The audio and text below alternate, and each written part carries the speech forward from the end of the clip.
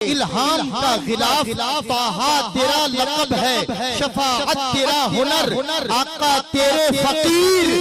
اب بھی سلاطین کج گلا، تیرے غلام اب بھی زمانے کے چارہ گر، یہ بھی نہیں کہ میرا مرض لا علاج ہو، یہ بھی نہیں کہ تجھ کو نہیں ہے میری خبر، دے رزق نطق مجھ کو بنا میں علی ولی یا بحر فاطمہ، وہ تیرا پارائے جگر حسنین کے طفیل عطا کر مجھے بہشت، میری دعا کے رخ پہ چھڑک شبنم اثر، آقا تیرے سوا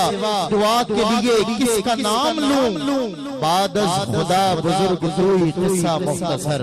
بعد از خدا بزرگ توئی قصہ مختصر۔ تلاوت کلام مجید فرقان حمید کے لیے میں التماس گزار ہوں، منظور نظر سلطان الفقراء، جگر گوشہ سلطان الفقراء و جانشین سلطان الفقراء حضرت قبلہ پیرزادہ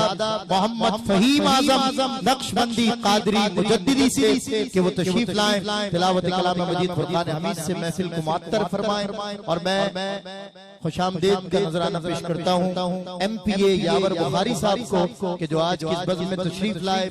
اور سلطان الفقراء کی بارگاہ میں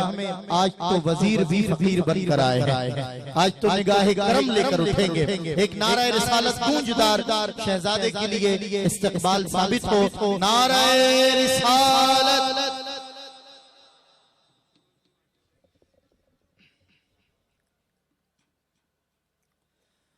اعوذ باللہ من الشیطان الرجیم،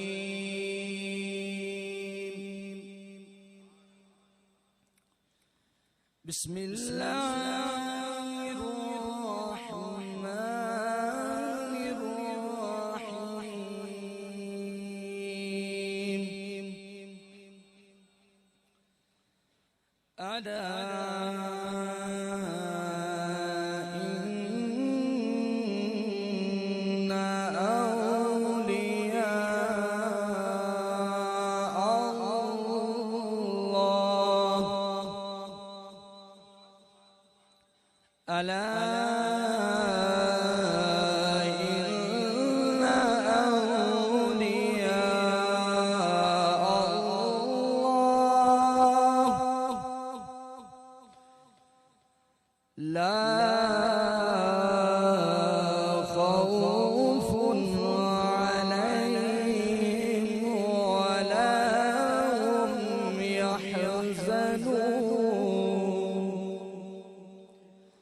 الذين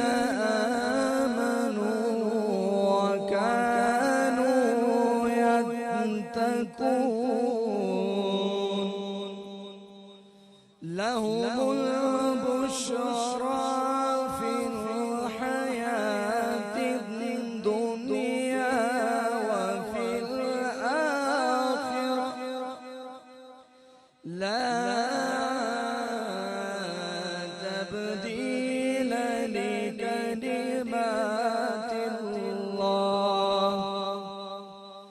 ذلك هو الفوز العظيم، ولا يحزنك قولهم إلا العزة لله جميعا، هو السميع